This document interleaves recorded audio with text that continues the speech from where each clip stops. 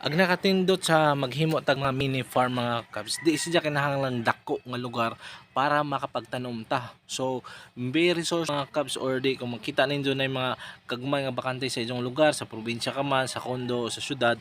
So, pwede ninyo ni buhaton mga kabs mo ni. So, kini mga extra mga bottled water nga gigamit na mo, so sayang man kung ilabay. So ang pinaka the best ang gamito mga kabs, pwede ninyo tagaan og panahon nga tagaag juta kani mga kabs, amo pa nang gihimo og padugta.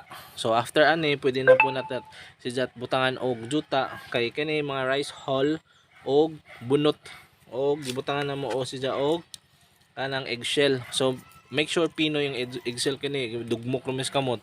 So kana mga cubs ngani, so pwede na nato tamnan na siya later on butangan pa nag-iti sa manok, tamnan natong pichay o okra. So the first batch okra og pichay mga cubs medyo nawa magud. So uban ni ko ninyo mga cubs kung maghimo tayo nga nga mga project ginagmay good atong pangkonsumo ba. So have a great day mga cubs, bye.